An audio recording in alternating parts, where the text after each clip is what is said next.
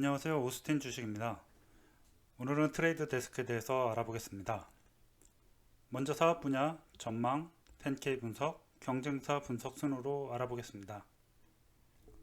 최근 디지털 기술을 활용한 실시간 맞춤형 광고 거래를 의미하는 이른바 프로그래매틱 광고 시장이 커지면서 에드테크 기업이 눈길을 끌고 있습니다. 기술력을 앞세운 새로운 유형의 광고 회사가 글로벌 시장 개편을 만들고 있다는 분석이 있습니다. 그중 단연 돋보이는 회사로 트레이드 데스크가 있습니다. 먼저 프로그래매틱 광고가 무엇인지 알아보겠습니다.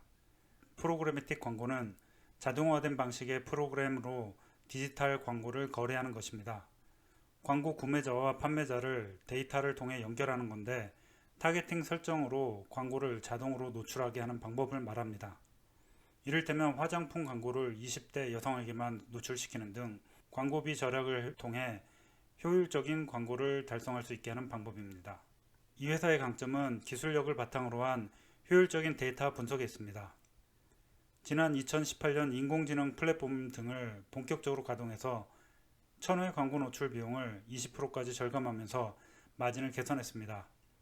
또 자체 기술로 데이터 매칭률을 99%까지 올리는 등 데이터 활용의 효율을 높여왔습니다.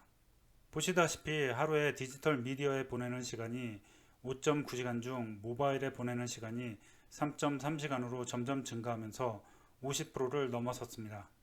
이 디지털 플랫폼에서 사용자 데이터를 활용한 타깃 광고가 가능해지고 인터넷 기반의 커넥티드 TV 보급이 보편화하는 추세여서 이 디지털 플랫폼에서 사용자 데이터를 활용한 타겟 광고가 가능해지고 인터넷 기반의 커넥티드 TV 보급이 보편화하는 추세여서 프로그래매틱 광고 시장도 확대될 전망이라며 트레이드 데스크가 중장기적으로 수혜를 누릴 것으로 예상이 됩니다. 이 자료는 트레이드 데스크 분기별 프레젠테이션에 나오는 것으로 브랜드 인지도가 2017년 대비 2018년 3단계가 올라갔다는 점을 보여줍니다. 아마존, 구글 다음 순위로 올라갔습니다. 2009년 창립 이후 트레이드 데스크는 엄청난 성장을 이어왔고 전 세계 직원 수는 1300명 정도이며 그 성장세는 쉽게 꺾이지 않을 것으로 보입니다. 다음으로 전 세계 광고 시장의 크기는 725억 달러, 즉 거의 1천조에 달하는 엄청난 시장입니다. 2027년에는 1트릴리언에 달할 정도로 광고 시장은 계속 커질 것으로 예상하고 있습니다. 물론 이 자료는 수정이 필요할 것으로 보입니다. 코로나로 인해서 2020년, 2021년에 변화가 되고 아마도 디지털 분야의 성장이 더 가속화될 것으로 보입니다. 트레이드 데스크는 가장 중요한 것으로 커넥티드 TV 시장을 보고 있으며 이 시장에서 50%가량을 독차지하려고 꿈을 꾸고 있습니다. 커넥티드 TV는 넷플릭스, 디즈니 등 온디맨드형 TV 시장을 말합니다. 두 번째로 글로벌 확장을 노리고 있고 다른 기술 회사들, AI 분야 등에서 확장을 하고자 노력을 하고 있습니다. 보시다시피 매출 그래프처럼 새로운 유저들이 들어오는 것을 보면 이 회사의 성장성은 아직도 계속될 것으로 보입니다. 리니어 TV는 기존의 방송국에서 보내는 형태를 말하는 것이고 현재 커넥티드 TV 시장 분야에서 41%의 마켓 쉐어를 보이고 있어 앞으로도 더 성장이 기대되는 커넥티드 TV와 함께 트레이드 데스크는 성장이 계속될 것으로 보입니다. 애뉴얼 프레젠테이션에서도 사장은 이 부분이 가장 익사이팅 되는 부분이라고 말했습니다. 트레이드 데스크의 성장은 매년 엄청난 성장을 보였습니다. 최근 2분기 동안 광고주들이 불확실성으로 광고비를 줄임으로 영향을 받았지만 코로나 이후 상황이 안정될 갈수록 성장은 다시 시작될 것으로 보입니다. 자, 그러면 재무제표 10K를 보겠습니다. 일단 레비뉴는 엄청난 성장성을 보여줍니다. 5년간 5.8배의 성장을 보였고 순이익은 6.8배의 성장을 보여줬습니다. 퍼센트가 아니라 몇 배입니다. 지금까지 제가 본 회사 중에서 가장 성장성이 높은 회사인 것 같습니다. 역시 자산도 엄청난 성장을 보입니다. 자산은 8.2배, 빚은 6.5배 늘었고 현금성 자산은 자그마치 63배가 늘었고 자본도 43배가 늘었습니다.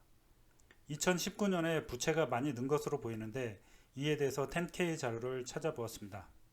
자료 중에 보면 인베스팅 액티비티로 212.8밀리언을 생뚱맞게 쇼텀 인베스트먼트를 했습니다.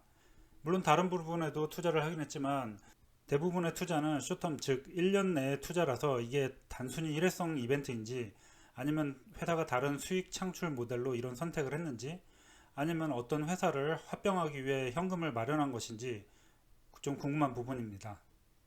자, 이번엔 10K에 나와 있는 부분 중에 회사의 수입이 어느 정도의 퍼센트로 구성되었는지를 확인해 보겠습니다. 레비뉴, 즉 수입은 100%로 가정할 경우 플랫폼 운영으로 20%가량, 세일즈 마케팅으로 20%가량을 지출하고 연구 개발비로는 16%가량을 지출하고 순이익은 등락이 있지만 대략 17% 정도를 보이고 있습니다. 이번에는 분기 자료를 보겠습니다. 첫 분기는 작년 대비 수익이 줄었지만 최근 6개월 동안 수익은 코로나 영향에도 불구하고 약 7%의 증가를 나타냈습니다. 자, 경쟁사를 보겠습니다. 구글, AT&T, 어도비를 들 수 있고요. 매출은 트레이드 데스크가 가장 작지만 성장률은 41%로 가장 높습니다.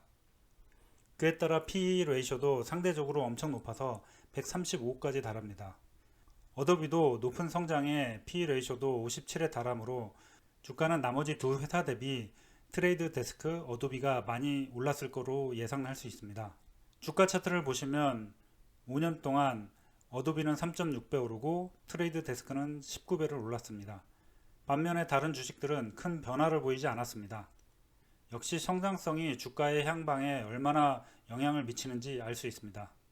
트레이드 데스크의 차트를 보면 수입, 자산, 인컴 모두가 빠른 우상향을 보입니다. 2019년에 투자를 늘린 것이 보이고요. 15%의 프로핏 마진, 20%의 ROE로 안정적인 성장을 보이고 있습니다. 어도비 차트를 보겠습니다. 레비뉴, 오퍼레이팅 인컴, 넷 인컴 모두 지속적인 성장을 보입니다. 참조사항으로 2013년에 넷 인컴이 절반 이하로 준 것이 보이는데 2012년에 SaaS, 소프트웨어 애저 서비스 기업으로 바뀌면서 소프트웨어 판매에서 구독으로 바뀌면서 지속적으로 매출과 순이익이 성장한 것이 확인됩니다. 자산, 부채, 자본 모두 지속적인 성장을 보입니다. 데투 레이쇼는 0.4 정도로 부채 증가는 걱정할 수준이 아닙니다. 다음으로 캐시플로우를 보면 오퍼레이팅 부분이 지속적으로 수익이 발생하고 있고 투자는 지속적으로 하고 있으며 파이낸셜 부분이 마이너스이므로 빚을 갚아가고 있는 상황입니다. 프로핏 마진은 지속적으로 증가를 하다가 2019년에 약간 정체되는 모습을 보였고 커런트 레이쇼가 점점 작아지다가 2019년 1보다 작아지는 점이 우려되는 점이고 ROE는 25%가 넘는 양호한 모습을 보여줍니다. 다음으로 AT&T를 보겠습니다. AT&T에 있는 산드르라는 광고 업체 때문에 경쟁사이긴 하지만 그 부분의 데이터를 볼 수가 없으므로 AT&T의 전체 데이터를 보겠습니다. 레비뉴는 지속적으로 상승을 보이고 있으나 오퍼레이팅 인컴, 넷 인컴은 정체를 보이는 탑니다. 다음 자산, 부채, 자본도 모두 증가를 하고 있습니다. 데투 이쿼티 레이쇼는 최근 0.8 정도로 안정돼 보입니다. 캐시플로우는 오퍼레이팅 부분은 증가를 하고 있고 투자를 지속적으로 하고 있으며 파이낸셜 액티비티로는 마이너스로 빚을 갚아나가고 있습니다. 커런트 레이쇼는 0.8 정도로 안정적이지만 프로핏 마진이 7% 정도로 많이 아쉽습니다. ROE도 등락은 있지만 7% 정도로 역시 좀 아쉽습니다. 다음으로 트레이드 데스크의 총 점수는 4.5점을 주었습니다. 성장성으로는 별 5을 주었고 5년간 5.8배의 레빈주 성장을 보였고 또 순이익은 6.8배가 성장됐습니다. 커넥티드 TV 부분의 성장이 가속화될 것으로 보이고요. 안정성으로도 별 4을 주었습니다. 250밀리언의 캐시를 가지고 있고 커런트 레이쇼는 1.55배로 안정적입니다. 리스크 부분은 별 5개를 주었습니다. 5년간 주가가 19배나 성장한 점, 경쟁이 심화되고 있는 점, 경기 침체 시에 광고주들이 광고 지출을 꺼린 점이 있습니다. 가격 지표로는 별 3을 주었습니다. 퍼는 181, PBR은 11.3, PSR은 29.7. 상대적으로 다른 기업들에 비해서 상당히 높은 편입니다. 그럼에도 불구하고 별 3을 준 것은 성장성이 상당히 강하기 때문에 별 3을 주었습니다. 경쟁 우위로는 별 5을 주었으며 끊임없는 이노베이션과 지속적 투자 그리고 강한 성장성을 줄 수 있습니다. 자, 이상으로 트레이드 스테이션에 대해서 알아보았습니다. 긴 영상 봐주셔서 감사합니다.